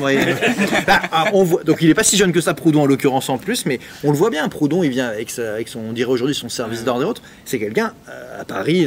Il est député en 1848. Il est élu, il est connu. Ça, Marx, c'est un inconnu total à ce moment-là. Proudhon, c'est un influenceur. Oui, en quelque sorte. Donc il est vraiment, et donc Marx lit Proudhon. Et c'est vrai que je ne sais pas si vous avez déjà lu beaucoup de Proudhon. Alors il y en a qui trouvent ça extraordinaire. Moi, ça m'a jamais beaucoup convaincu. Non, parce qu'il y a ça maintenant. Et alors c'est vrai qu'il a une sorte de talent littéraire. Bon, moi je trouve pas ça, même d'un point de vue terme. Bref. Il a cette verve à la française bien pamphlétaire, donc la propriété, son texte sur la propriété est critique, mais ça tient pas vraiment debout, bon bref, mais c'est un succès incroyable. Et donc Marx voit ça, il bosse sur le Capital, et on l'imagine bien, le Petit Muséum en train de s'énerver, c'est français. Tu sais, c'est la fameuse lettre. C'est horrible quoi. La fameuse lettre sur Proudhon, je sais pas si tu l'as lu, tu me demanderas, il résume exactement tout ça. Il commence d'ailleurs par un relatif éloge. Oui, bien sûr. Non, mais cette lettre, c'est pour ça que je rebondis. Oui, c'est la lettre par la propriété. C'est une lettre qu'il écrit à un éditeur allemand qui a le projet justement de traduire et d'éditer Proudhon. Il demande son avis à Marx. Il n'est pas déçu. Je ne sais pas d'ailleurs si finalement l'éditeur en question a édité et traduit Proudhon, mais enfin. C'est exactement ce que tu viens de dire. Oui, c'est ça. Alors même si c'est à la manière de Marx, avec un humour assez décalé, pas toujours compréhensible aujourd'hui, mais extrêmement cruel et sarcastique, y compris sur Proudhon, sur l'époque, etc. Mais c'est ça, on sent qu'il est quand même... Mais qu'est-ce que... Il est affligé. Qu'est-ce que vous allez perdre votre temps et quand il négocie, on en avait parlé, mais avec la Châtre pour le Capital. La Châtre, donc, c'est un espèce de personnage fantasque aussi, très parisien de l'époque, qui édite un peu plein de choses. Et édite notamment Eugène Sue. Et donc ça, c'est un romancier, mais c'est une star aussi, c'est le best-seller. Que Marx commente beaucoup dans la Sainte Famille, en étant critique. Et ouais, Marx, il est toujours un peu... Il dit, puis voilà... C'est là où quand même il y a une opposition au Second Empire, il y a la Commune, et il dit c'est pas possible quoi d'avoir des abrutis pareils qui sont à la tête du socialisme avec un mouvement réel. Ça nous fait rigoler parce qu'en plus effectivement à l'époque on voit bien des personnages assez hauts en couleur, mais c'est vrai que ça reste en partie une énigme. Donc, mais il est clair que chez Marx il y a ça quoi. Il y a vraiment l'idée que je sais pas possible. Engels, une grande partie quand même de sa vie après la mort de Marx sera ça, d'essayer d'installer le marxisme dans toute une série de pays en se confrontant souvent à des personnages Voilà, puis même les gens sur qui il compte, quand c'est des Français comme Lafargue, en plus c'est sa famille, hein, c'est son gendre. Il est vraiment. C'est la fameuse phrase qu'il aurait prononcée. Bon, c'est une part vraie. Ce que je sais, c'est que je ne suis pas marxiste, c'est quand même pour les Français, hein, c'est pas pour tout. D'après ceux qui l'ont d'après ce que. Il entendait une conversation justement de son gendre, qui parlait supposément en son nom, ou marxiste, mais ici, une chose est sûre, en tout cas, si c'est ça être marxiste, je ne suis pas marxiste. Voilà, c'est ça. Et ça peut être vrai dans la mesure où. Mais c'était vraiment très tourné vers cet esprit-là. C'était pas tourné vers tous les gens qui se réclamaient du marxisme, c'était tourné par un certain esprit. Et puis c'est vrai qu'après, parce que vous avez une longue histoire après. Alors ça c'est postérieur à la mort de Marx, mais Engels qui va beaucoup s'intéresser au socialisme français parce que justement il veut introduire quand il y a le boulangisme, etc., que Lafargue dit mais c'est bien, on y va, allez, etc. Mais Engels, on l'imagine, c'est pas vrai, ça recommence quoi. Enfin c'est vraiment. Et, franchement, bon, on peut rien faire. Ça doit vous rappeler ce que nous avons vécu ces derniers mois et encore aujourd'hui. Hein. Quand même, c'est exactement ça. Il y a un vrai esprit, ouais. Il y a un vrai esprit commun, ouais. Un truc de gens qui sautent sur des gens qui se mettent. Ouais. Vous savez que Boulanger... Les 2 ou 3 dernières années, ça rappelle quand même fortement ce que tu es en train de raconter. Et quand même, parce que vous savez, bon, vous connaissez le mode de scrutin en France, mais avant, en France, on avait le droit de se présenter dans plein de circonscriptions. L'équivalent des législatives. Et donc en fait, plus vous aviez d'élections, plus vous étiez élu dans le nombre de circonscriptions, plus vous étiez gagnant. Après, vous choisissiez vos circonscriptions, mais après, vous pouviez vous vanter d'avoir été élu dans 40, 50 circonscriptions. Et donc ça a été interdit à cause de Boulanger, parce que Boulanger se faisait élire partout. Les Républicains ont dit, on va avoir une flopée de démagogues qui vont se faire élire aux 4 coins de la France dans 40 coins, qui vont pouvoir faire de la course à l'échalote, etc. Mais au-delà d'anecdotes, c'est intéressant, parce qu'en 1848, les gens ils font ça encore. Donc bref, mais mais c'est vrai que ce texte-là, c'est quand même fait pour ça. Et ce qui est amusant, c'est que ce texte qui était quand même très très très conjoncturel, un petit bout d'anti-Düring adapté aux Français, par sa vertu pédagogique, est devenu un manuel ensuite, alors un peu adapté dans différentes langues, mais un truc de référence, quoi. Bon. J'ai une petite idée, mais j'aimerais bien avoir votre avis. Si le marxisme, c'est pas une science, qu'est-ce que c'est ? Bah non, mais est-ce que c'est une méthode d'interprétation du réel? Est-ce que c'est de la philosophie politique? Est-ce que c'est une épistémologie? Enfin, est-ce que c'est tout ça à la fois? Disons que si on prend... Si on reste dans la conjoncture particulière du début des années 1880, qui est celle qui nous occupe quand même le plus ce soir, leur idée, ça a été, après avoir fondé une méthodologie pour comprendre, comment dirais-je, le capitalisme, en fait, pas que le capitalisme, en fait, les modes de production successifs, donc l'histoire humaine, et d'avoir donné quand même des schémas d'interprétation de toute une série de choses, ça a été de le transformer en une idéologie qui puisse avoir une capacité à être représentée, on va dire, dans la sphère politique. Donc il y a un passage de ça à ça qui est assez spécifique en fait, parce que évidemment, c'est ce que disent plein de gens quand ils travaillent sur les idéologies au 19e siècle. Ils vont dire, bah oui, mais finalement, Marx, les autres, c'est une production théorique comme une autre, il y en a plein d'autres, il y a Nietzsche, etc. Mais sauf que la spécificité, c'est qu'ils ont cherché, et c'est là les difficultés qui suivent, de faire en sorte que cette idéologie devienne une réalité accessible à toute une série de gens qui ne sont pas dotés, on dirait aujourd'hui, en capital culturel et autres. Et ça c'est une spécificité. Alors effectivement, après, oui, tu vas dire, Marx, il a répondu sur le cas. Non, mais tu parles d'idéologie, mais l'idéologie, ça a un sens dans le marxisme. Oui. Je pense pas que Marx aurait apprécié. Non, oui, mais ce qu'il te décrit, c'est le marxisme quand on le comprend d'un point de vue politique, comme courant politique, idéologique, effectivement. De ce point de vue-là, c'est la définition, c'est une manière dont on peut présenter le marxisme. Mais la réponse à ta question, tu la connais par cœur. C'est le fameux passage, les 2 pages dans l'avant-propos de la critique de la philosophie politique. Il te dit exactement ce qu'il a voulu faire. D'un point de vue théorique, c'est très dense, mais il te le dit. Et c'est la fameuse postface ou préface, je ne sais plus, à l'édition, la seconde édition du Capital, où il commence par te citer un économiste russe qui a un nom allemand, et il te dit, ben voilà, c'est ça ma méthode, voilà ce que j'ai voulu faire, et tu comprends très bien ce qu'il veut faire, c'est-à-dire, il s'inscrit dans la lignée rationaliste classique que nous connaissons parfaitement, en opposition avec une autre, et il te propose... Ou dès le début, il te dit, la philosophie est au service de l'histoire. Qu'est-ce qu'il veut faire? C'est l'histoire. C'est ce qu'on va appeler aujourd'hui, dans nos termes modernes, abusivement une anthropologie. C'est dans le sens où qu'on donne aujourd'hui à une anthropologie. On a du mal à définir, parce qu'on dit que c'est une anthropologie, on dit que c'est une non, mais c'est pas ça. Mais non, mais ça c'est dans les. C'est pas tout ça à la fois. Mais justement, c'est un système, c'est un système philosophique complet de la science, tout simplement. De la science au même sens que pouvait en parler Descartes ou Aristote, les Grecs, etc. C'est la connaissance de l'histoire de l'humanité, la comprendre dans ses mécanismes et dans l'ensemble de son mouvement général, et inscrite dans et c'est pour ça qu'elle recouvre tout ce qu'on va appeler ensuite les sciences humaines. Postérieurement, c'était le fameux commentaire de Kluskar, on a inventé, enfin la bourgeoisie a inventé les sciences humaines pour évacuer le marxisme, qui est justement les sciences humaines, où tu vas retrouver aussi bien évidemment de la sociologie, de l'histoire, de l'économie, tout ce qu'on appelle aujourd'hui sciences humaines et sociales, réunies dans un système qui s'inspire des sciences dures ou des sciences de fait, comme disaient certains qui n'aimaient pas ça à l'époque, et qui se singularise évidemment par un présupposé matérialiste, d'où matérialisme historique et la dialectique. On a la méthode, le projet, la totalisation des disciplines. De la connaissance. C'est un système de la connaissance exactement comme ça l'était à l'origine de la philosophie grecque, comme ça va l'être de nouveau au moment de la révolution cartésienne. Le système de Marx s'inscrit rigoureusement comme science et comme totalisation de ce point de vue-là. Comme étape de la pensée scientifique. C'est l'ensemble de ce qu'on appelle aujourd'hui les sciences humaines.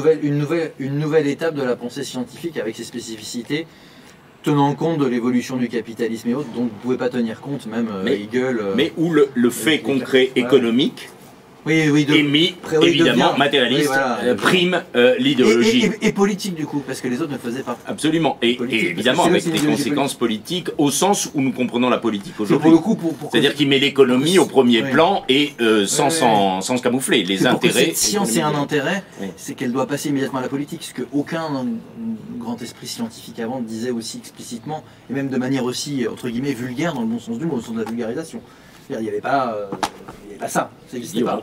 C'est une invention du... C'est le premier parti français structuré, c'est un an avant ça, c'est pas un hasard. C'est pas qu'une coïncidence chronologique, c'est qu'on passe à un stade où pour que l'esprit scientifique puisse ne pas être, entre guillemets, ruiné par la bourgeoisie, parce qu'il y a ça derrière, il faut qu'il y ait le mouvement ouvrier organisé et structuré. Sinon ça n'a pas de sens. Sinon c'est juste une bataille d'idées, et ça ne les intéresse pas, en fait, d'une certaine manière. Tu dois rester à ça. Tu n'as pas l'air convaincu. Le mot de la fin. Oui, on va te laisser le mot de la fin, justement. Ça nous permet d'introduire la prochaine lumière de la gauche. La prochaine rencontre à la librairie, où nous aurons le plaisir de recevoir Stéphanie pour son dernier livre. Mais du coup, mais c'est pas celui-là dont il s'agit de parler, bien qu'il y ait dans ta question évidemment une thématique qui apparaît dans ton livre. Mais voilà, on te laisse la conclusion de la soirée. Non, mais je dirais que le marxisme, il a un statut un peu un peu méta, c'est-à-dire il n'est pas directement scientifique. Enfin, je veux dire, il y a une économie marxiste, il y a une anthropologie marxiste, mais le marxisme, c'est plutôt la méthode de lecture.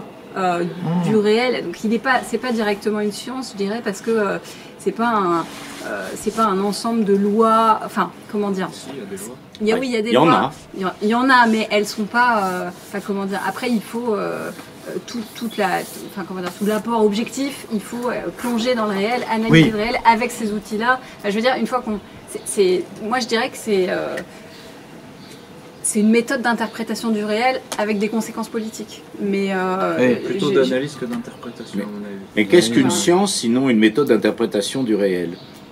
C'est aussi un ensemble, comment dire, à partir de connaissances, bien sûr. Il y a aussi un corpus de connaissances objectives. Parce que ceux qui dénient la science ne reconnaissent... Enfin, tu vois, quand il y a une critique de la science, c'est même les données objectives qui font consensus, même chez un certain nombre de scientifiques, ils en arrivent à dénier ça, alors que le marxisme ne fait pas ça, par exemple. Non, voilà. Non, mais c'est vrai qu'il y a c'est le débat même sur le rationalisme, ce qui a été évoqué tout à l'heure, c'est qu'on considère que Oui, tu évoquais tout à l'heure, Lukács, la destruction de la raison, c'est que contrairement aux courants qui veulent détruire jusqu'à l'origine même de cela, c'est que le marxisme est dans une continuité en plus. Mais ça, il y a un enjeu à dire ça, parce qu'il y en a qui vous expliquent que le marxisme, alors Althusser et tout, justement, a fait du mal là-dessus, considère que c'est quelque chose de tellement, entre guillemets, nouveau et spécifique, que, en fait, c'est faux, en fait, parce que le marxisme est un héritier d'un certain nombre de choses, et défend, en fait, le meilleur de l'héritage bourgeois. Enfin, c'est un truc qui est assez connu à une époque, mais il faut le redire parce que sinon on ne comprend plus quelle était la démarche. C'est comme on parlait de littérature tout à l'heure, c'est la même chose. L'idée, c'est pas. Il y a eu un grand débat justement à l'époque contre le prolet culte et tout en URSS qui était de dire est-ce qu'il faut s'aborder toute la littérature bourgeoise, on n'a plus rien à faire et faire uniquement une nouvelle littérature. Non, mais c'était des débats sérieux à l'époque. Et ben non, il faut. Et l'autre aspect, c'est que les lois du marxisme ne sont pas comme des lois scientifiques, comme les lois de la physique. C'est-à-dire qu'on n'a pas des formules qui suffiraient d'appliquer au réel. C'est des lois qui sont quand même très générales, au niveau de la dialectique, etc. Après, tout le boulot reste à faire, en fait, à l'appliquer au réel, à chercher dans le réel où sont les contradictions, comment elles fonctionnent, etc. C'est les lois du mouvement de l'histoire des hommes. Et c'est un niveau très méta, c'est un niveau très général. On peut pas dire, oui, mais enfin, bon, là, on en est à la conclusion, mais on pourra démarrer notre prochaine rencontre sur ce thème-là. Mais je voulais juste dire que, comme il te le dit lui-même, à propos, par exemple, de la dialectique, quand il la fameuse apostrophe de Hegel qui l'a fait marcher sur la tête à cause de son mysticisme, etc. Lui, il la remet sur ses pieds, elle a donc bien meilleure mine, mais juste à ce moment-là précis, il dit il est de bon ton de bâcher, comme on dirait aujourd'hui, Hegel, de le ridiculiser, mais c'est quand même lui qui a le premier compris le mouvement. Tu vois, c'est cette idée-là. Tu voulais ajouter quelque chose à la conclusion, et d'ailleurs on va te la laisser cette fois puisque c'est toi l'organisateur. Et oui, il y en a quand même un qui n'a pas eu le temps aussi de donner son avis, donc c'est à toi qu'on laissera la conclusion définitive. Je voulais ajouter deux petites choses, c'est que des lois quantitatives chez Marx il y en a. Alors je me permets de le dire parce que je suis quand même un vrai entre guillemets scientifique. Je suis physicien. Tu es dans les sciences de fait, comme disait Guénon. Je manipule des équations toute la journée, bref, je sais à peu près ce que c'est toutes ces histoires-là. Dans le Capital, il y a quand même des lois quantitatives. Alors c'est des lois qui ne sont pas de même nature que les lois de la physique, où on va par exemple prédire la date d'une éclipse. Non, Marx il ne prédit pas la date de la prochaine crise. Mais ce qu'il fait, c'est qu'il dégage des tendances, qui vont finir par arriver. Qui vont finir par arriver. Il prévoit à peu près quand même la fréquence des crises. Qui explique le phénomène. Il explique le côté cyclique même des crises. Il explique ce côté cyclique. Il y a quand même la loi de la baisse tendancielle du taux de profit qui est bien une loi quantitative. Mathématiquement, on pourrait dire la dérivée est négative, ça décroît. C'est quand même une loi quantitative. Après, la deuxième chose que je voulais dire, c'est que, à mon avis, ce qui change, c'est que Marx, à mon avis, interroge le mot même de science.